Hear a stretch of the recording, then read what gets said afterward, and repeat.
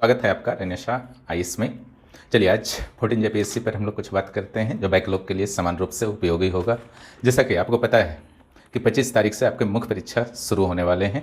आशा है कि आप लोग पूरे मन योग के साथ स्टडी कर रहे होंगे। आखिर जब अब आपका 3-4 दिन बचा हुआ है, 2 दिन में शायद एडमिट कार्ड भी जारी हो जाएंगे।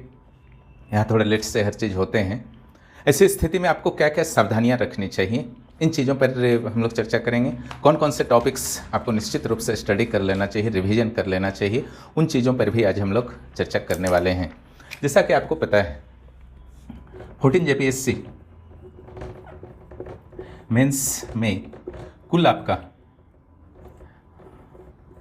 2200 अभ्यर्थी भाग लेने वाले हैं और एक बहुत ही कड़ा मुकाबला आपके होने वाले हैं 100 सीटों के लिए। इसके अलावा बैकलॉग, दोनों बैकलॉग के भी रिजल्ट्स आ चुके हैं, उसके भी निकट भविष्य में आपके एग्जाम होंगे, यानी कि 10 अगस्त तक आपके सारे एग्जाम्स समाप्त हो जाएंगे। इस वीडियो के शुरू होने से पहले मैं बता देना चाहता हूं कि यहाँ पर आपके 15 जेपीएससी के फाउंडेशन बैच स्टार्ट हो चुके हैं और इसके आंसर राइटिंग के बैच आज से शुरू हो रहे हैं। जिनको एडमिशन लेना हो आप लोग ले सकते हैं। इसके अलावा प्रोजेक्ट मैनेजर के पेपर 4 के नोट्स और वीडियो तो उपलब्ध हैं ही, साथ में टेस्ट भी चल रहे हैं, उसमें भी आप एडमिशन ले सकते हैं। सीडीपीओ की वैकेंसी की जब सूचना आएगी तो उसके भी क्लासेस शुरू होंगे। चलिए हम लोग 14 जेपीएससी पर आते हैं। जैसा कि आपको पता है यह एक महत्वपूर्ण चरण है। इसके जो भी मार्क्स होंगे वो आपके जुड़ेंगे फाइनल मेरिट लिस्ट में। इसके बाद इंटरव्यू होता है। यहाँ पर इंटरव्यू के क्लासेस 15 अगस्त के बाद शुरू हो जाएंगे। उसमें भी आप मुख्य परीक्षा देने के बाद जुड़ सकते हैं और पहले जो भी वीडियो वगैरह उपलब्ध है, नोट्स वगैरह उपलब्ध हैं, उसको आप वॉच कर सकते हैं। जिनको एडमिशन लेना है उसमें भी आप जुड़ सकते हैं इंटरव्यू के बैच में। 14 जेपीएससी को अगर आप क्लियर कर लेते हैं तो लगभग 300 कैंडिडेट को इंटरव्यू के लिए आपका कॉल किया जाएगा और यह बहुत ही आपके लिए सुनहरा मौका होने वाला है। अगर आप पिछले 1-1.5 वर्षों में ठीक ठाक तैयारी करते रहे हैं तो विशेष कोई समस्या नहीं आने वाली है। यहाँ देखिए, आपको पता है कि लिटरेचर का भूमिका बहुत इंपॉर्टेंट रहा है मुख्य परीक्षा में झारखंड का, और लिटरेचर की भूमिका से कहीं ज़्यादा आपका इंपॉर्टेंट रहा है कि कौन सा लिटरेचर आपने चयन किया है ना। आपको यहाँ के लोकल लैंग्वेजेस को लेना चाहिए, ज़्यादा बेहतर निर्णय हो सकता है। अगर आपने लिया है तो वहाँ पर मेहनत कीजिए, ऐसा नहीं कि खाली पेज छोड़ करके आ जाएंगे तो आपको रिजल्ट मिल जाएंगे। हालांकि अन्य सब्जेक्ट्स भी लेकर के आप दे रहे हैं तो नेगेटिव नहीं होना है। अगर वहाँ पर जो भी मार्क्स आता है तो जीएस में बेहतर करने का प्रयास कीजिए और सामान्य अध्ययन जो 4 पेपर है यहाँ पर क्लासेस जिसके रेगुलर होते हैं और टेस्ट रेगुलर होते हैं। जैसे आज से आपका जो टेस्ट शुरू हो रहा है 15 जेपीएससी का, वो रेगुलर आपके एग्जाम तक चलते रहेंगे। यहाँ पर आपको 14 जेपीएससी के चारों जीएस पेपर में जो पेपर 3 है वो थोड़ा सा चुनौतीपूर्ण आपके लिए हो सकता है एग्जाम हॉल में, है ना, क्योंकि वहाँ टोटल 8 सेक्शन है। 8 सेक्शन जो आपके टोटल हैं पेपर 3 में, इस 8 सेक्शन में आपके 8 प्रश्न रहेंगे टोटल, है ना। इसमें से आपको 4 क्वेश्चन सॉल्व करना है ना। कहने को तो 8 में से 4 बनाना है, लेकिन वास्तव में अभ्यर्थियों को इसका ऑप्शन नहीं मिल पाता है क्योंकि सारे 8 सेक्शन को कंप्लीट कर पाना किन्हीं के लिए भी संभव नहीं होता है।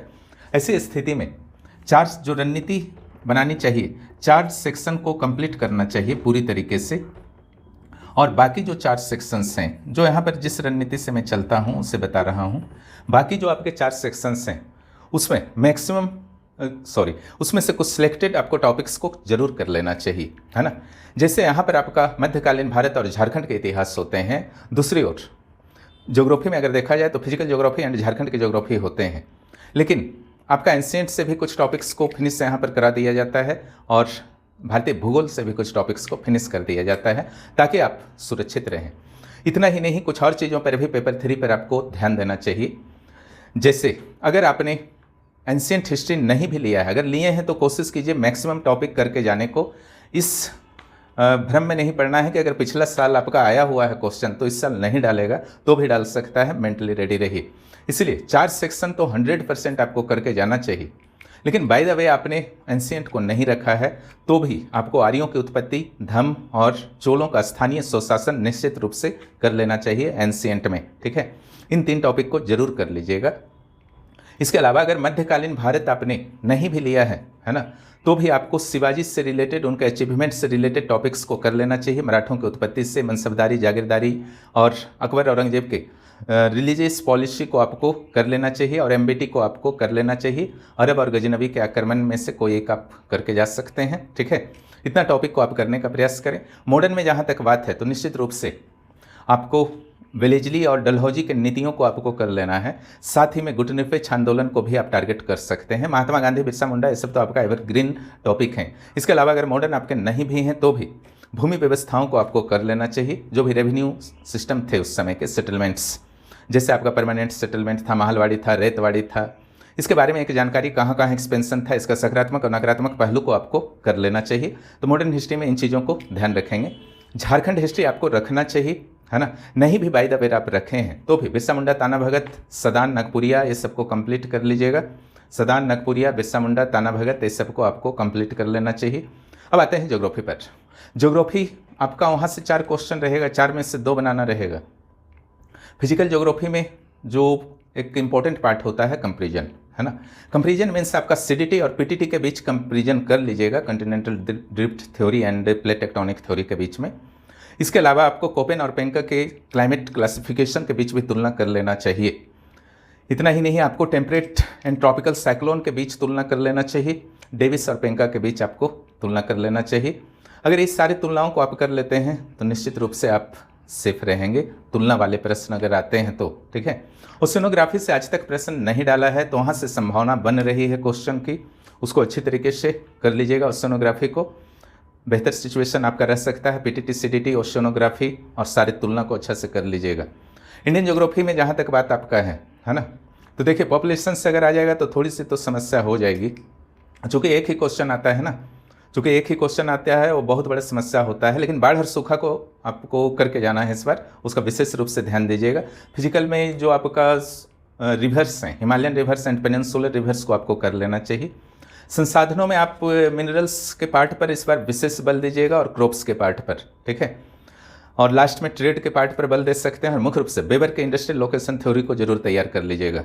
जहाँ तक झारखंड के ज्योग्राफी की बात है तो झारखंड के ज्योग्राफी में स्पेशली उसको ले लेना चाहिए, कंप्लीट ही ले लेना चाहिए, है ना। लेकिन अगर नहीं भी लिए हैं तो डीवीसी हुआ या सोनरेखा एसएमपीपी हुआ, सोनरेखा मल्टीपर्पज प्रोजेक्ट जो हुआ, ये दोनों को अच्छी तरीके से कंप्लीट कीजिएगा। झारखंड की नदियाँ हुई, झारखंड के फिजियोग्राफी हुए, जोलॉजिकल स्ट्रक्चर हुए, तो ये सब टॉपिक आपका फिनिश होना चाहिए। तो अगर आप लिए हैं तो फिर तो सारा ही करके जाइए झारखंड ज्योग्राफी का। जैसे झारखंड का जो डेमोग्राफिक ज्योग्राफी है अगर उसको आप करते हैं तो इकोनॉमिक्स में भी आपको बैकअप देने वाला है, ठीक है।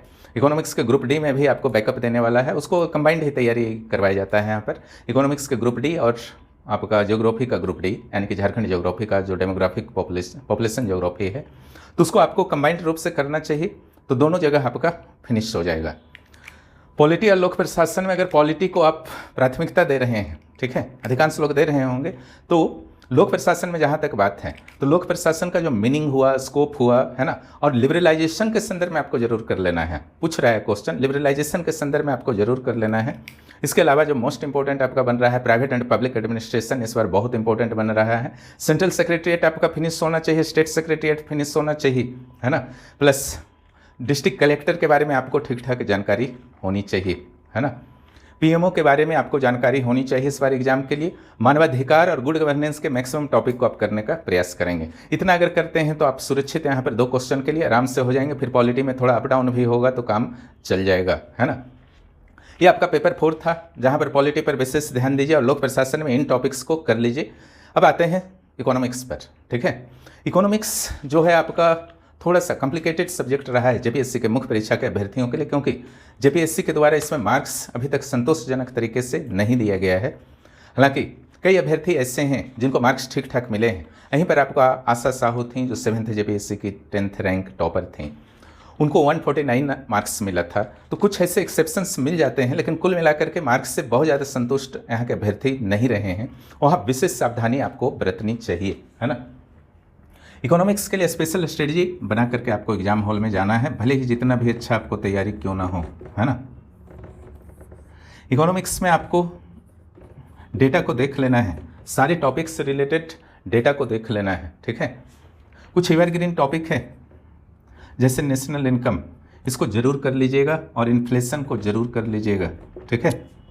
ग्रुप ए में बता रहा हूँ, नेशनल इनकम और इन्फ्लेशन को आप जरूर कर लेंगे। इन्फ्लेशन की बहुत संभावना, हालांकि 2 क्वेश्चन रहता है। और देखिए एक जो और आपका एवरग्रीन टॉपिक है वो एग्रीकल्चर वाला है, ठीक है। एग्रीकल्चर वाला थोड़ा इजी भी है, लेकिन जो टफ आपका पड़ता है वो WTO का इफेक्ट वाला है ना। WTO के एग्रीमेंट्स अगर आपको समझ में नहीं आते हैं, डंकल प्रस्ताव आपको नहीं समझ में आते हैं, तो अब समझने का टाइम नहीं है, उसको स्किप कर दीजिए। लेकिन अगर आपने कंप्लीट किया है हाल फिलहाल में, पिछले 1 वर्षों में कभी भी, और समझ चुके हैं अच्छे तरीके से, निश्चित रूप से WTO एग्रीकल्चर को आपको करके जाना है ना। ये बहुत ही आपके लिए पॉजिटिव होगा। इसके अलावा ग्रुप ए का अगर बात किया जाए तो GST और वैट को कर लीजिएगा। हाल ही में जो रेशनलाइजेशन हुआ है, GST में जो रिफॉर्म्स हुए हैं, वो आपके लिए बहुत इंपॉर्टेंट होने वाला है। सारे के लिए मैं बता रहा हूँ, रेगुलर प्लस बैकलॉग के लिए भी बता रहा हूँ, इसका ध्यान दीजिएगा, ठीक है। और 15 JPSC वाले जो भी हैं इंतजार मत कीजिए, ठीक है। प्रीलिम्स में हाई स्कोर का टारगेट कीजिए, और मुख्य परीक्षा के आंसर राइटिंग प्रैक्टिस यहाँ शुरू हो चुके हैं। क्लास अभी से ही बहुत स्पीड चल रहे हैं, और यहाँ के आंसर राइटिंग प्रैक्टिस जो इस बार होंगे पूरी तरीके से शुरू से ही JPSC मुख्य परीक्षा के पैटर्न पर होने वाले हैं, ठीक है। और उसका लाभ आप भी उठा सकते हैं अगर आपको गाइडेंस की ज़रूरत हो। GST वैट जरूर कर लेना है, नेशनल इनकम इन्फ्लेशन को जरूर कर लेना है ना। जीरो बेस बजट को आप जरूर कर लेंगे, बेहतर रहेगा। जीरो बेस बजट को कर लीजिए। एक टॉपिक जो है स्पेशली अगर किन्हीं का दायरे में है, ट्रेड है ना, भारतीय व्यापार, संरचना और दिशा, ये अगर करते हैं आपको ज्योग्राफी में भी काम देगा, इकोनॉमिक्स में भी काम देगा, दोनों जगह आपका ये काम देने वाला है। तो अगर आपके कंट्रोल में है, दायरे में है, तो जरूर कीजिए। और ट्रेड करने के दौरान इस चीज़ को मत भूलिएगा, इंटरनेशनल ट्रेड फिनिश करने के दौरान FTP 2023 को आपको नहीं भूलना है ना। फॉरेन ट्रेड पॉलिसी 2023 को नहीं भूलना है। संरचना और दिशा है ना, स्ट्रक्चर क्या है हमारे व्यापार का, यानी कि किन किन चीज़ों का हम निर्यात करते हैं, किन किन चीज़ों का आयात करते हैं, तो उसका परसेंटेज क्या क्या है। शुरू का 2-4 जो आपके गुड्स हैं उसके बारे में थोड़ा सा बता दीजिए, कुछ सर्विसेज के बारे में बता दीजिए। जस्ट लाइक आपका अगर डायरेक्शन की बात होती है, वहाँ पर आपको वर्ल्ड मैप जरूर बनाना चाहिए, ठीक है। वर्ल्ड मैप अगर आप नहीं बनाएंगे तो समस्या आ जाएगी ना। वर्ल्ड मैप आपको वहाँ पर जरूर बनाना चाहिए पूरा, है ना। इधर आपका फिर अफ्रीका का जैसे है, ये मेडागास्कर हो गया, ठीक है, ये अरबियन प्रायद्वीप हो गए, इंडिया हो गया, ठीक है, ये श्रीलंका हो गया। तो बहुत ज़्यादा टाइम नहीं लगता है, अभी जस्ट मैंने बना करके दिखा दिया, जगह नहीं है, ठीक है। यानी कि आप में कैपेसिटी अगर है कि आप सेक्शनल भी बना सकते हैं और कंबाइंड भी बना सकते हैं, तो सिर्फ फिजिकल ज्योग्राफी में काम नहीं देगा वर्ल्ड मैप, है ना। वो आपको काम देगा, इकोनॉमिक्स में भी काम देगा, एशे लिखने में काम देता है, साइंस में आपको काम दे सकता है, जगह जगह आपको काम दे सकता है। तो निश्चित रूप से वर्ल्ड मैप, इंडिया का मैप एंड झारखंड के मैप को भी प्रैक्टिस करने के लिए आधा घंटा रखिएगा अगले 4 दिनों में, बेहतर रहेगा। उसमें 0 डिग्री के पोजीशन को आपको दिखाने की क्षमता होनी चाहिए, है ना। 0 डिग्री के पोजीशन को दिखाने की क्षमता होनी चाहिए इक्वेटर के, बहुत काम देता है ना, ये बहुत काम देता है। तो 0 डिग्री को दिखाने की क्षमता होनी चाहिए, ध्यान रखेंगे, ठीक है। अब ग्रुप बी में हम लोग आते हैं, सॉरी ग्रुप ए में थे ना इकोनॉमिक्स का, वहाँ पर आपको नेशनल इनकम बताया गया, इन्फ्लेशन बताया गया, ZBB बताया गया, है ना,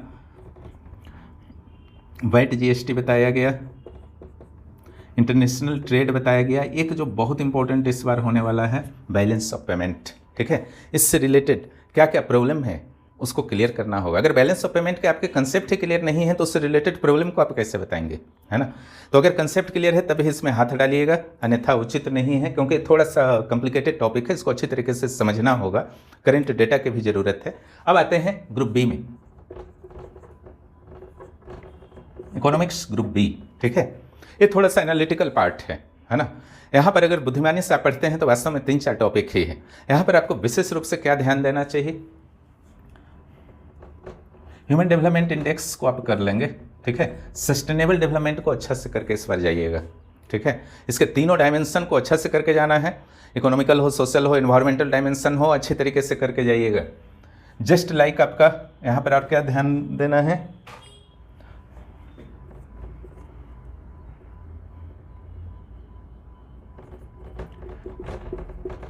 शेड्यूल ट्राइब के इश्यू को आपको ध्यान देना है। और इसके अलावा एक चीज और है,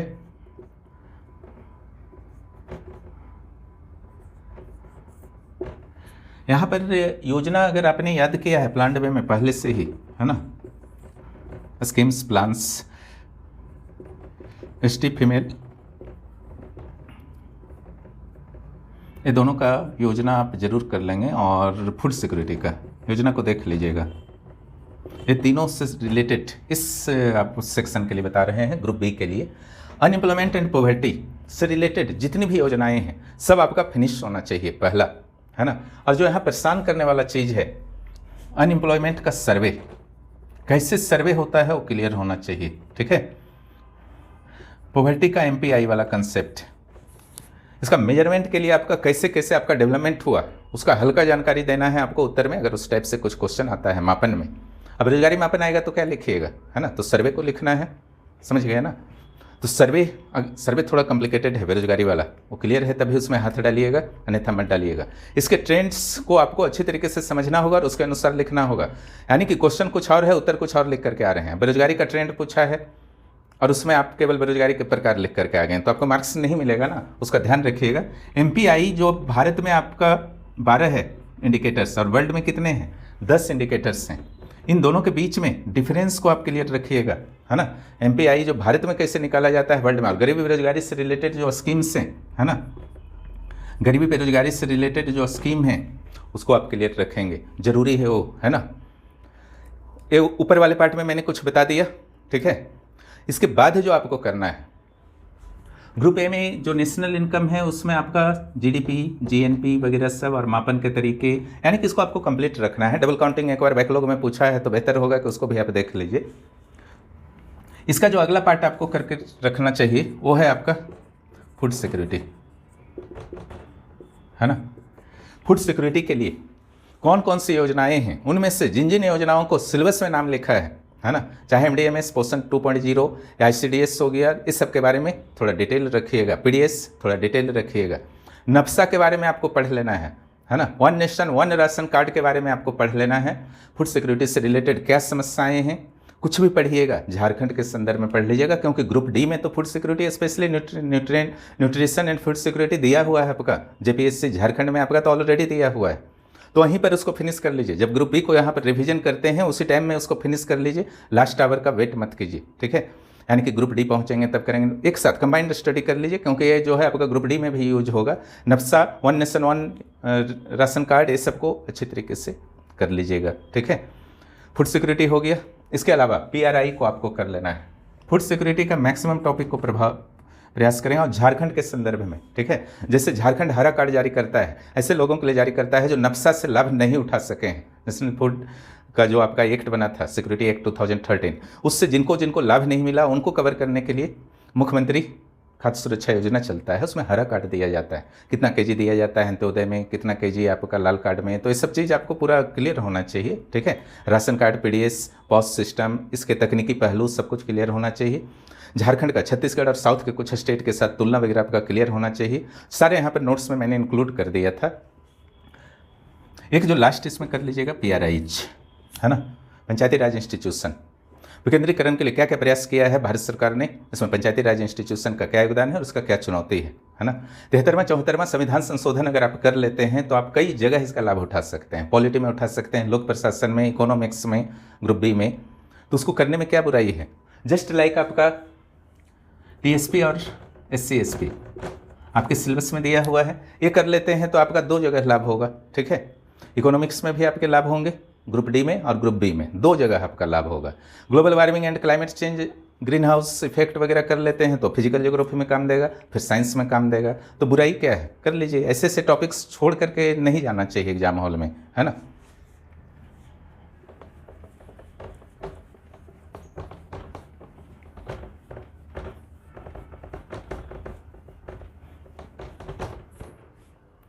नेक्स्ट चलिए हम लोग आते हैं ग्रुप सी में।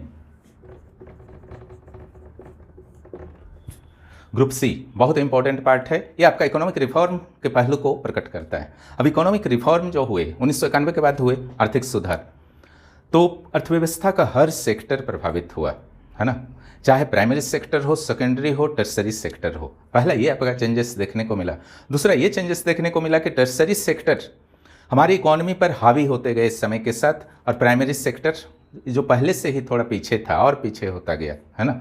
जीडीपी में योगदान जो था आपका प्राइमरी सेक्टर का 14-15% हो चुका है और 55% तक जा चुका है आपका टर्सरी सेक्टर, सर्विस सेक्टर का। लेकिन जो डिपेंडेंट पॉपुलेशन थे उनका नंबर जो है आपका, उनका पॉपुलेशन जो है उस तेज़ी से नहीं गिरा। पहले 70-75% लोग जो थे वो एग्रीकल्चर पर डिपेंड थे, प्राइमरी सेक्टर पर डिपेंड थे। आज भी 45% डिपेंड है ना। लेकिन जीडीपी का उनको कितना मिलता है? ओनली 17% मिलता है। यानी कि प्राइमरी सेक्टर में जो डिपेंडेंट लोग हैं उनका अगर जनसंख्या आपका डाउन नहीं होता है और जीडीपी में उनकी हिस्सेदारी डाउन हो जाती है तो इनकम इनइक्वलिटी जो है नेचुरली आपका बढ़ेगी। आर्थिक असमानता क्या होगा? बहुत तीव्रता से बढ़ा है। उदारीकरण का एक बहुत ही नेगेटिव चीज़ है इकोनॉमिक इनइक्वलिटी, है ना। तो यहाँ पर जो टॉपिक्स आपको करना है, economic reform evergreen topic, LPG, liberalisation ही है आपका प्राइवेटाइजेशन प्लस ग्लोबलाइजेशन। अक्सर दिमाग में टेंशन हो जाता होगा कि लिबरलाइजेशन भी पढ़ें, प्राइवेटाइजेशन भी पढ़ें, ग्लोबलाइजेशन भी पढ़ें, तो बहुत हेडेक हो जाएगा। कुछ नहीं होगा, बस पढ़ने का सही तरीका होना चाहिए, सब एक साथ स्टडी हो जाता है। ठीक है, अभी समय नहीं है इसलिए बहुत विस्तृत चर्चा तो नहीं कर पाएंगे, लेकिन इसके पहलू जिन्हें भी इससे रिलेटेड कंसेप्ट क्लियर है करके जाइएगा, छोड़िएगा मत। ठीक है, वर्ल्ड बैंक को कर लीजिएगा, इसका रोल इंडियन इकोनॉमी में। ठीक है, वर्ल्ड बैंक की भूमिका और उसका इफेक्ट, भारत की इकोनॉमी पर क्या इफेक्ट पड़ा है, सकारात्मक पड़ा है या नकारात्मक पड़ा है, उस सब कुछ आपको वहाँ पर बताना है। ऐसे IMF और WTO भी है। ठीक है, एक आपको जो कर लेना चाहिए यहाँ पर FDI FII रिलेटेड इश्यूज, इसके अलावा डिसइन्वेस्टमेंट को आप जरूर कर लेंगे। सब बहुत ईजी टॉपिक है, अगर आपने सही तरीके से पढ़ा है तो बहुत ईजी टॉपिक है ना। थोड़ा सा डेवलपमेंट जानना है और वर्तमान स्थिति जानना है, कुछ डेटा जानना है। डेटा को भी एक विशेष तरीका से याद किया जाता है, अगर उस तरीके से आपने याद किया है तो एक अनुभव ही आपको वहाँ पर काम देगा। फिर डेटा भरपूर आप लिख सकते हैं इकोनॉमिक्स में, कोई दिक्कत नहीं है। सोर्स तो पता है, या तो झारखंड सरकार का इकोनॉमिक्स सर्वे दे दीजिए, PRS दे दीजिए, PIB दे दीजिए, या फिर झारखंड भारत सरकार का इकोनॉमिक्स सर्वे दे दीजिए। सब कुछ भी आप सोर्स दे सकते हैं उसके अनुसार, या कोई मंत्रालय का नाम लिख दीजिए, तो एक तरीका होता है उसका देने का। तो ये सब आपको छोड़ना नहीं है। बैंकिंग सेक्टर में सुधार को कर लेंगे आप, बैंकिंग विलय जो है, मर्जिंग ऑफ बैंक्स जो है आपका, उसको अच्छी तरीके से कर लीजिएगा, है ना। इसको लास्ट आवर में रिवीजन जरूर कीजिएगा। बाकी जो मैंने टारगेट टॉपिक दिया है उसको तो देखना ही है, लेकिन लास्ट आवर में इनको रिवीजन जरूर कर लेना है। ठीक है, बेहतर रहेगा आपके लिए। प्लस अगर रूरल सेक्टर में क्या इफेक्ट पड़ा है, रूरल सेक्टर में आपको SHG को कर लेना चाहिए, नाबार्ड को, है ना।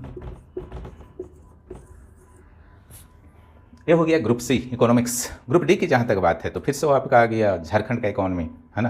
पिछले 10 वर्षों वाला जो झारखंड का एक्यूरेट इकोनॉमी है, प्योर इकोनॉमी है, वो सब तो आपको कर लेना चाहिए। वो सिर्फ डेटा का खेल है, जो नेशनल इनकम में पढ़ा है वही सब यहाँ पर लिखेंगे, बस झारखंड के संदर्भ में आपको लिखना है।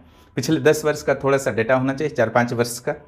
फिर हो गया जो योजना सेक्शन है उसको अच्छा से कर लीजिएगा। 4-5 योजना जो है ना, मनरेगा हुआ या आवास योजना हुआ। अब इंदिरा आवास योजना है तो इंदिरा आवास योजना लिख करके मत आ जाइएगा, है ना। मनरेगा है तो सिर्फ मनरेगा लिख के आ गए, खुश हैं, ठीक है, ये सब नहीं करना है। मनरेगा है तो VV जी राम जी को आपको जरूर इंक्लूड करना है। इंदिरा आवास है तो प्रधानमंत्री आवास योजना, ग्रामीण अर्बन के बारे में स्पेशली जरूर आपको चर्चा करना है। प्रधानमंत्री सड़क योजना है, तो सब जो 3-4 योजना है उसको अच्छा से करके जाना है। उसका सकारात्मक नकारात्मक पहलू, सुझाव वगैरह भी आपको करना है और अचीवमेंट को भी करना है कि ठीक है, कोई योजना बना है तो उसके अचीवमेंट क्या रहे हैं, तब ना आप बताइएगा कहाँ तक सफल रहे। अगर इस टाइप से क्वेश्चन आता है, मैप डायग्राम जहाँ पर भी डालना है सारे को डालिए और झारखंड का संदर्भ जरूर देना है।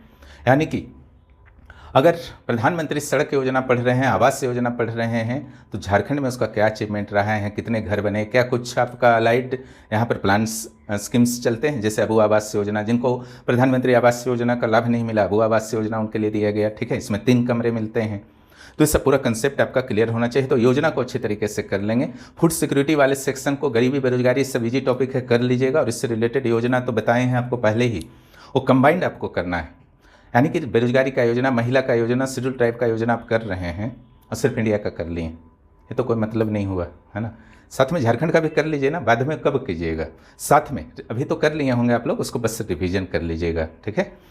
ये था आपका इकोनॉमिक्स। साइंस में आते हैं। साइंस का ग्रुप ए तो हर टॉपिक में करने की सलाह देता हूँ, लेकिन जिनको दिक्कत हो तो मैकेनिक्स वाले टॉपिक को आप छोड़ सकते हैं, लेकिन बाकी रेस्ट जितने भी टॉपिक हैं सारे को कर लीजिएगा। मैकेनिक्स में जैसे हुआ वर्क, पावर, एनर्जी हुआ, फोर्स हुआ, उसके टाइप्स हुए, उसके इफेक्ट्स हुए, मास एंड वेट हुआ, द्रव्यमान और आपका भार हुआ, इसके अलावा न्यूटन्स लॉज वगैरह हुए। तो सब जिनको समस्या आती है, फिजिक्स बैकग्राउंड नहीं है, तो आप छोड़ सकते हैं। लेकिन आप लूनर इक्लिप्स हुए, सोलर इक्लिप्स हुए, सोलर सिस्टम को अच्छा से कर लीजिएगा। और जो यूनिट सिस्टम जो है, मात्रक, तो सारे को अच्छा से कर लीजिएगा। और ध्वनि का एक भी टॉपिक मत छोड़िएगा, इतना कर लीजिएगा, आप सुरक्षित हैं। क्योंकि 2 आता है, तो मैकेनिक्स अगर नहीं भी कर पाते हैं, जिनको दिक्कत है छोड़ सकते हैं, जिनको नहीं दिक्कत है सारा करके इसमें जाइए। लेकिन साउंड से यहाँ पर इस बार क्वेश्चन आने की संभावना है। और केपलर वाला सिद्धांत हुआ, बार बार रिपीटेशन करता है, तो सबको अच्छा से कीजिएगा। अब आते हैं ग्रुप बी साइंस का, है ना, जो सबसे टफ पार्ट आपका है पूरे साइंस का। क्लियर?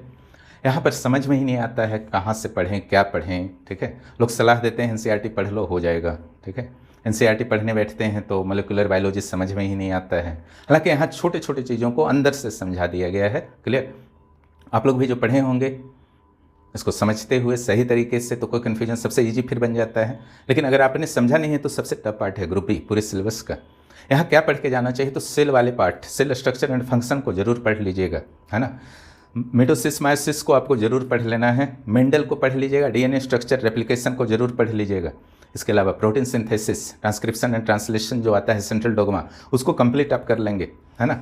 मेंडल कर लेना है, प्रोटीन सिंथेसिस कर लेना है, डीएनए स्ट्रक्चर एंड फंक्शन कर लेना है, डीएनए रेप्लिकेशन करना है, सेल साइकिल, मिटोसिस मायोसिस को कर लेना है, और सेक्स लिंक्ड इनहेरिटेंस SLI को भी आप करेंगे। कार्बोहाइड्रेट का स्ट्रक्चर एंड फंक्शन को इधर से कर लीजिएगा, ऊपर में सेल स्ट्रक्चर एंड फंक्शन को कर लीजिएगा। इतना कर लीजिएगा तो एक क्वेश्चन आ जाना चाहिए। ठीक है, अब आते हैं ग्रुप सी। ग्रुप सी में आपका लिमिटेड टॉपिक्स हैं साइंस में। यहाँ ध्यान रखिएगा, साइंस में 500 to 600 शब्द ही लिखना है। एक आदत जो बना रहेगा पिछले 3-4 पेपर में कि बहुत सारा लिखना है, वो आदत का प्रभाव रहेगा उस दिन, है ना। लगातार एग्जाम इन लोग लेता है, छुट्टी उट्टी तो देता है नहीं। ऐसी स्थिति में वहाँ पर सोच के जाना है, हमको 500 से 600 के बीच ही लिखना है। MCQ को पहले बना लीजिए, और सिर्फ ABCD MCQ में आंसर मत लिखिए, साथ में ही आपको जो वर्ड्स हैं आंसर के, उसको भी शॉर्ट में आपको लिखना चाहिए। ठीक है, इन चीज़ों को ध्यान रखिएगा MCQ में। भले ही आपको नहीं भी आता है कोई MCQ, तो भी कोई भी जो बेस्ट आपको लगता है लिख दीजिए, क्योंकि कोई नेगेटिव मार्किंग नहीं है, इसलिए आपको उत्तर देना चाहिए। मार्जिन जो आपको रहेगा, उस मार्जिन से बाहर सिर्फ क्वेश्चन नंबर लिखिएगा, इसका ध्यान रखेंगे। ग्रुप सी का जहाँ तक बात है, तो यहाँ के एग्रो क्लाइमेटिक जोन को अच्छी तरीके से कर लीजिएगा, झारखंड का। ठीक है, इसके अलावा झारखंड के क्रॉप्स को भी आपको कर लेना है, और झारखंड का रेनफेड एग्रीकल्चर को कर लेना है, और झारखंड के किसानों की योजनाओं को अच्छी तरीके से कर लीजिएगा। हॉर्टिकल्चर को अच्छा से कर लीजिएगा। तो ये 4-5 टॉपिक को आप कर लेंगे। इसके अलावा जो आपको कर लेना है, सॉइल फर्टिलिटी को आप कर सकते हैं झारखंड का, और ऑर्गेनिक एग्रीकल्चर अक्सर आ रहा है। ठीक है, जैविक कृषि अक्सर आ रहा है, उसका कंसेप्ट आपका क्लियर होना चाहिए। तो ये 5-6 टॉपिक पर विशेष से ध्यान दीजिएगा। किसानों का योजनाओं को लास्ट में रिवीजन करके जरूर जाइएगा, है ना। और भारत का भी, झारखंड का भी, क्लियर, दोनों का इसका ध्यान रखिएगा। ग्रुप डी में देखिए, आपका अगर कहा जाए तो इकोसिस्टम साइंस का ग्रुप डी में इकोसिस्टम जो है वो आपका एवरग्रीन टॉपिक। ठीक है, वो आपका फिनिश होना ही चाहिए। वहाँ क्या आपको परेशान करता है कि ये टॉपिक है, परेशान क्या करता है, डिफरेंट साइकिल, यानी कि फंक्शन ऑफ इकोसिस्टम में आपको देना होगा ना कि डिफरेंट साइकिल कैसे बनते हैं, ऑक्सीजन साइकिल, हाइड्रोजन साइकिल, है ना, कार्बन साइकिल, उस सारे साइकिल को प्रैक्टिस अच्छा से कर लीजिएगा। जो मोस्ट इंपॉर्टेंट इस बार आपका है एक्सिटू इन सिटू, स्वस्थानीय बहिर्स्थानीय संरक्षण, उसको जरूर करेंगे। ठीक है, उसको जरूर करना है। एक्ट में, अधिनियम में अगर देखा जाए तो वन अधिनियम, पर्यावरण अधिनियम को आप कर सकते हैं। प्रदूषण एक बार आ चुका है, इसलिए अधिनियम को टारगेट कर लीजिएगा, एक्सिटू इन सिटू को टारगेट कर लीजिएगा। पर्यावरण आपका एक सुरक्षा प्रदान करेगा अगर वो टॉपिक आपका फिनिश है। इधर में आपका मरुस्थलीकरण भी एक बार आ चुका है, एसिड रेन को कर सकते हैं, ग्रीन हाउस गैस को, सब इजी टॉपिक है, छोटे छोटे टॉपिक हैं। अगर अच्छे नोट्स आपके पास हैं तो तुरंत रिवीजन हो जाता है। लेकिन ध्यान रखिएगा, भारत का संदर्भ दीजिएगा, भारत का प्रयास दीजिएगा कि क्या क्या प्रयास, global warming, climate change, green house gas. अगर फिजिकल ज्योग्राफी और साइंस ग्रुप डी दोनों को ये कवर करता है ना, दोनों को ये कवर करता है। ये 3 टॉपिक जो है आपका, तो ऐसे टॉपिक्स जो कई जगह हैं उसको छोड़ना नहीं है, कुछ भी पढ़ करके जाना है, इसका ध्यान रखिएगा। क्योंकि वहाँ पर भी है, जैसे TSP है, SCSP है, या ट्रेड है, इंटरनेशनल ट्रेड है, तो सब कई जगह आपको मिलते हैं, तो सब छोड़ने का चीज़ तो नहीं है। अब GDP, national income, GNP group D में भी है, झारखंड में ग्रुप ए भी है आपका इकोनॉमिक्स में। ऐसी स्थिति में उसको छोड़ना नहीं चाहिए, है ना। इकोनॉमिक्स का अगर नॉलेज रहेगा तभी आप झारखंड के इकोनॉमिकल पार्ट वाले आंसर के साथ ज़्यादा जस्टिस कर पाएंगे, अन्यथा ऊपरी स्तर का आप कुछ उत्तर लिख करके आ जाएंगे। ठीक है, तो ग्रुप डी में इन टॉपिक्स को कीजिएगा, कुछ एक्ट्स का भी मैंने बता दिया है, एक्सिटू इंसिटू को अच्छी तरीके से कर लीजिएगा, है ना। इसके अलावा आप एसिड रेन को कर सकते हैं, और हॉटस्पॉट तो उतना इंपॉर्टेंट नहीं है, लेकिन acid rain, green house gases और ये सबको आप, ग्रीन हाउस इफेक्ट, ये सबको आपको जरूर कर लेना चाहिए। और ये एक्ट में पर्यावरण वाला एक्ट, एनवायरमेंटल प्रोटेक्शन एक्ट 1986 और फॉरेस्ट का एक्ट पढ़ लीजिएगा, झारखंड के संदर्भ में थोड़ा सा इंपॉर्टेंट हो जाता है। ग्रुप ई एक बहुत ही बड़ा हेडेक है, ग्रुप ई भी, है ना। इसका वास्तव में सही नोट्स मिल नहीं पाता है, सबसे बड़ी इसकी समस्या है। और पूरी तरीके से अगर पूरे साइंस टेक्नोलॉजी के सब्जेक्ट को देखा जाए तो ग्रुप ई जो है वास्तव में प्योर साइंस टेक्नोलॉजी को कवर करता है। इसमें जो बहुत इंपॉर्टेंट इस बार होने वाला है स्टीप, चूँकि आपके सिलेबस में सीधा सीधा लिख दिया है साइंस टेक्नोलॉजी पॉलिसी, है ना। इसका अर्थ ये नहीं है कि सिर्फ आप 2013 वाले को पढ़ करके जाइए, इस पर मैं चर्चा पहले भी कर चुका हूँ। इसका अर्थ ये है कि 1958 वाले को भी पढ़ना है आपको, 1983 वाले को भी पढ़ना है, 2003 वाले को भी पढ़ना है, 2013 स्टीप को भी पढ़ना है, science technology and innovation policy, और 2020 के ड्राफ्ट की भी जानकारी रखनी है। ठीक है, प्लस सुझाव भी आपका तैयार होना चाहिए कि कोई भी साइंस टेक्नोलॉजी पॉलिसी होगा तो उसमें हमारा क्या सुझाव होगा, इसके भी कुछ पॉइंट्स आपके पास होने चाहिए। स्टिप को जरूर पढ़ करके जाइएगा, अच्छी खासी संभावना इसकी बन रही है साइंस टेक्नोलॉजी पॉलिसी की। दो, जैसे इन्वायरमेंटल इकोसिस्टम, ये सब आपका बहुत इंपॉर्टेंट होता है।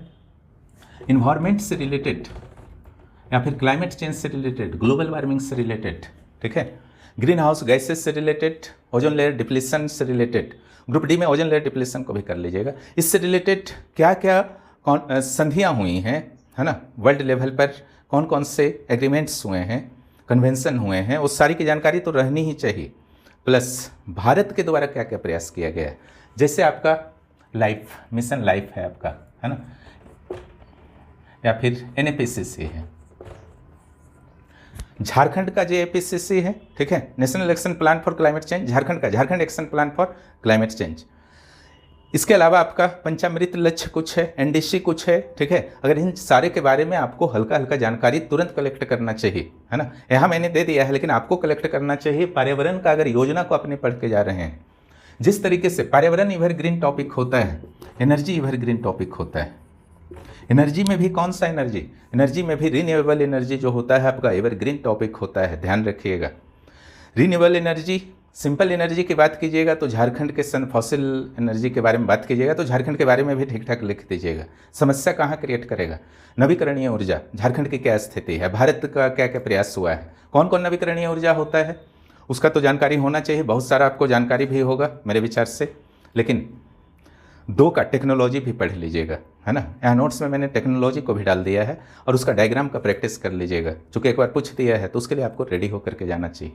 रीन्यूएबल एनर्जी जो है आपका एवरग्रीन टॉपिक में आता है ना। भारत का एटॉमिक पॉलिसी को इस बार कर लीजिएगा, CTBT को अच्छा से कर लीजिएगा, NPT को कर लीजिएगा। और इसके अलावा जो मोस्ट इंपॉर्टेंट आपका ग्रुप ई में बनने वाला है वो रिमोट सेंसिंग और GIS, ठीक है। दोनों के बीच एक इंटर रिलेशन है ना। GIS और रिमोट सेंसिंग ये दोनों बहुत इंपॉर्टेंट इस बार होने वाला है, आप तैयार निश्चित रूप से कर लेंगे इसको। इसके अलावा BT, है ना, और इसका नेगेटिव इम्पैक्ट, BT को आपको अच्छा से करना है, क्लियर। BT को अगर आप नहीं कर पाएंगे तो आप कुछ कमी छोड़ करके जाएंगे ग्रुप ई के लिए। बायोटेक्नोलॉजी क्या है, उसका एप्लीकेशन और उसका नेगेटिव इम्पैक्ट। एप्लीकेशन जिसमें पूछा है सबको अच्छा से कीजिएगा, है ना। चाहे आपका फूड टेक्नोलॉजी में पूछा हो, मेडिसिन में पूछा हो, या फिर इन्वायरमेंटल सेक्टर में पूछा हो, जहाँ जहाँ एग्रीकल्चर में पूछा हो, जहाँ जहाँ आपका पूछा है सबको अच्छा से करके जाना है और सतही नहीं करना है, सतही नहीं करना है। CRI SPR के बारे में आप नहीं जानते हैं तो बायोटेक्नोलॉजी आपके लिए अधूरा है। रिकम्बिनेंट DNA के बारे में नहीं जानते हैं तो बायोटेक्नोलॉजी आपके लिए अधूरा है। तो बायोटेक्नोलॉजी बहुत इंपॉर्टेंट होने वाला है। इसके अलावा आपका क्या इंपॉर्टेंट होने वाला है, साइबर क्राइम, है ना। इसके अलावा आपका क्या इंपॉर्टेंट होने वाला है, साइबर क्राइम। साइबर क्राइम से रिलेटेड कानून, BNS और IPC की कुछ धाराओं को भी क्लियर कीजिएगा, प्लस कानून, कुछ केस स्टडी हाल फिलहाल में, जैसे आर्टिकल 66 से श्रेया सिंघल वाला मामला को आप कर लेंगे तो एक कंप्लीट आपका यहाँ पर साइबर क्राइम का आपको क्लियर होना चाहिए। इसके अलावा यहाँ पर जो आपका होना चाहिए आपकी तैयारी इस बार, मलेरिया की, है ना। और साथ में जिनका तैयारी ठीक ठाक है, टीबी को भी कर सकते हैं, ठीक है, क्षय रोग को भी कर सकते हैं मलेरिया के साथ साथ, तो रोग में आप सुरक्षित रहेंगे। क्लियर। तो एक कंप्लीट स्टडी था आपका पूरे सिलेबस में क्या क्या आपको विशेष रूप से ध्यान देना चाहिए। पॉलिटी का शायद मैंने चर्चा नहीं किया है, पॉलिटी का बता देता हूँ। पॉलिटी के चूँकि 4 क्वेश्चन आएंगे ना, तो पॉलिटी के शुरू वाले पार्ट को आपको फिनिश कर लेना है। क्या क्या? प्रस्तावना, मूलाधिकार। मूलाधिकार में भी आपका आर्टिकल 15, 16, 19, 29, 30 और 25 से 28 कंबाइंड किया जाता है, आर्टिकल 21, ठीक है, इस पर विशेष ध्यान दीजिए। और इधर आर्टिकल 32, मूलाधिकार, मूल कर्तव्य, फंडामेंटल ड्यूटी, प्रस्तावना और डीपीएसपी, इनके आपसी रिलेशनशिप, ये चारों को तो फिनिश कर लीजिएगा। यूसीसी को अच्छा से कर लीजिएगा इस बार। और यूसीसी लिखिएगा तो ट्रेडिशनल टाइप का नहीं लिखिएगा, गहराई दिखना चाहिए आपके उत्तर में, है ना। मैप भी बना सकते हैं वहाँ पर कि कहाँ कहाँ लागू हुआ है, जैसे गुजरात है, उत्तराखंड में लागू हो गया है, गुजरात सब में होने वाला है, एमपी भी कदम बढ़ा दिया है, क्या लागू होना चाहिए यूसीसी या नहीं होना चाहिए, पूरा क्लियर होना चाहिए। इससे रिलेटेड केसेस पॉलिटी में याद रखिएगा, current affairs related cases, case study भी कई मामलों में बहुत इंपॉर्टेंट होता है ना। पूरे चारों पेपर में आपका अगर करेंट अफेयर्स से आप लिंक्ड नहीं करते हैं, झारखंड से लिंक नहीं करते हैं, आदिवासियों से लिंक नहीं करते हैं, महिलाओं से लिंक नहीं करते हैं, है ना, तो आपके आंसर में कुछ कमी रह जाएगी। जहाँ शॉर्ट नोट लिखने आता है पॉलिटी में, वहाँ सावधानी रखिएगा। तो शुरू का 3-4 टॉपिक करने के अलावा राष्ट्रपति आपको कर लेना चाहिए, इसके अलावा आपको गवर्नर कर लेना चाहिए, मुख्यमंत्री कर लेना चाहिए, सुप्रीम कोर्ट और हाई कोर्ट कर लेना चाहिए। लास्ट में आपका निर्वाचन आयोग को कीजिए, 1 नेशन 1 इलेक्शन को जरूर कर लीजिए, ठीक है, लास्ट में जो आपका है। प्लस पॉलिटिकल पार्टीज को आपको कर लेना चाहिए, आपातकाल को कर लेना चाहिए। तो लास्ट वाले हैं। और रिलेशनशिप जो आपके होते हैं, जो आए हुए हैं, उसको छोड़ के फाइनेंशियल को आप कर सकते हैं। फाइनेंशियल रिलेशनशिप वित्त आयोग की भूमिका कीजिएगा, इकोनॉमिक्स में, लोक प्रशासन में और पॉलिटी में, 3 जगह काम देगा, तो इसको आप करके ही जाइए। गलती क्या है इसमें, ठीक है। हालांकि लिखने का तरीका थोड़ा थोड़ा बदल जाता है, इकोनॉमिक्स में थोड़ा बदल जाएगा, लोक प्रशासन में थोड़ा अलग हो जाएगा लिखने का तरीका, वित्त आयोग का भूमिका और फंक्शंस वगैरह लिखने का। और रिलेशनशिप जो है स्टेट और सेंटर का, फाइनेंशियल रिलेशनशिप, वहाँ प्रशासनिक दृष्टिकोण से आपको लिखना होगा पबेड में, है ना। वहाँ इकोनॉमिक दृष्टिकोण से लिखना होगा, यहाँ पॉलिटिकल दृष्टिकोण से लिखना होगा। इन चीज़ों का ध्यान आपको रखना पड़ेगा। तो इतने टॉपिक को अगर कर लीजिएगा तो काम हो जाएगा। और एक टॉपिक जो आपका इंपॉर्टेंट है 73वां 74वां, उसका मैं चर्चा कर चुका हूँ। चाहे फाइनेंशियल रिलेशनशिप हो, फाइनेंस कमीशन हो, फाइनेंस कमीशन में विशेष ध्यान दीजिएगा, 15वां के साथ 16वां का तुलना को कर लीजिएगा। और झारखंड को क्या मिला 15वां में, और उसके जो क्राइटेरिया हैं, ठीक है, उसको अच्छे तरीके से कितना कितना आपका वेटेज है, फॉरेस्ट का कितना वेटेज है, एरिया का कितना वेटेज है, पॉपुलेशन का कितना वेटेज है, एक टेबल बना करके उसको प्रैक्टिस कर लेना है। 73वां 74वां PRI वगैरह हुआ, पंचायती राज इंस्टीट्यूशंस हो गए, फाइनेंस कमीशन हो गया, इन्वायरमेंटल हो गया, TSP SC SP हो गया, है ना, इंटरनेशनल ट्रेड हो गए, प्लस कुछ और भी टॉपिक का मैंने चर्चा किया था। जो एक से अधिक जगह आपका काम दे रहा है, जैसे क्लाइमेट चेंज का भी किया गया था, ग्लोबल वार्मिंग का भी किया गया था, उसको जरूर करके जाइए, है ना, वो आपको हिट करेगा। एनर्जी हो गया, इन्वायरमेंट हो गया, ये सब आपको काम वहाँ पर देने वाला है एग्जाम में। ये सब छोड़ करके नहीं जाया जाता है। हर योजना को रिवीजन कीजिए, नहीं भी कंप्लीट है तो 5-5, 6-6 योजना को पढ़ लीजिए। महिला का, गरीबी का, बेरोजगारी का, शेड्यूल ट्राइब का, सारा का आपको पढ़ लेना है। खाद्य सुरक्षा वाला योजना, सब फूड सिक्योरिटी वाला, है ना, योजना और अधिनियम, ये सब का जानकारी रहेगा, बहुत अच्छा रहेगा, सेंटर का भी और स्टेट का भी, झारखंड का भी। इन चीज़ों को ध्यान दीजिए। निश्चित रूप से इस सेशन का आप लोगों को लाभ हुआ होगा। और सावधानीपूर्वक 2-3 दिन बिताना है, बहुत ज़्यादा तनाव नहीं लीजिए। सिविल सेवा का आपने प्रयास अभी तक किया है, बहुत लोगों का प्रीलिम्स में नहीं हुआ है, अभी भी मात्र 100 लोगों का होगा। इसलिए जो भी अभी बैठने को जा रहे हैं, बहुत सावधानी रखिए। और सावधानी के साथ साथ बहुत ज़्यादा तनाव भी नहीं लेना है ना, अपना पॉजिटिव प्रयास कीजिए, है ना, क्योंकि सब कुछ यहीं पर अंत नहीं हो जाएगा। बहुत सारे अवसर, जब जीवन है तो सब कुछ है, इसलिए अपना बेस्ट देने का प्रयास कीजिए। अनावश्यक रूप से तनाव लीजिएगा तो उसका लाभ आपको नहीं मिलेगा, उससे फिर आप नेगेटिविटी आपके लिए होगा। एग्जाम हॉल मैनेजमेंट बेहतर कीजिए, वहाँ टेक्निकल फॉल्ट नहीं करना है किसी भी प्रकार का, यानी कि रोल नंबर वगैरह, नाम वगैरह भरना है। बहुत सारे लोगों का इस बार पीटी में रिजल्ट इसलिए रुक गया क्योंकि उन्होंने गलत कर दिया था कुछ भरने में। तो आत्मघाती गोल नहीं मारना है वहाँ पर जा कर के, इन चीज़ों का ध्यान रखिए।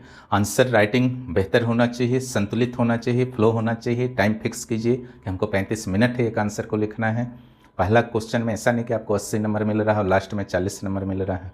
सबको समान महत्व दीजिए, समान सम्मान दीजिए, है ना, तभी आपके मार्क्स अच्छे आएंगे। एनी हाउ आपको सारे आंसर को पूरा करके आना है।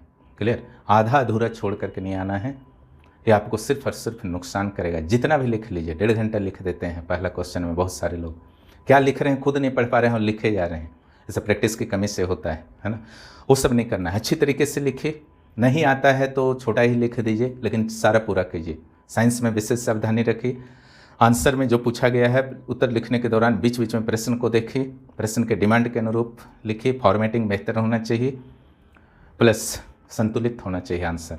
किसको हमको ज़्यादा महत्व देना है, किसको कम देना है, कहाँ झारखंड का मैप बनेगा, कहाँ इंडिया का मैप बनेगा, कहाँ सेक्शनल मैप बनेगा, कहाँ फ्लो चार्ट डायग्राम, कहाँ पर स्टेटिस्टिक्स का प्रयोग, स्टेटिस्टिकल डायग्राम का प्रयोग होगा। हर डिसीजन तो आप ही को लेना है ना। वहाँ पर सिर्फ और सिर्फ आप हैं, अपने करियर के लिए आप हैं, कोई कमी मत छोड़िए। All the best for mains. और जिनको भी 15 JPSC या प्रोजेक्ट मैनेजर से जुड़ना है आप जुड़ सकते हैं। 9661163344 पर क्लासेस शुरू हो चुके हैं आज से। मुख्य परीक्षा के टेस्ट शुरू हो रहे हैं, पीटी के टेस्ट ऑलरेडी स्टार्ट हैं। टेस्ट भरपूर यहाँ पर होगा, उसके लिए निश्चिंत रहिए। एग्जाम तक लगातार होगा जो अभी से स्टार्ट हुआ है। वीडियो देखने के लिए धन्यवाद। जो भी इस चैनल पर नए हैं चैनल को सब्सक्राइब करें, दोस्तों को भी इस चैनल के बारे में ज़रूर बताइए।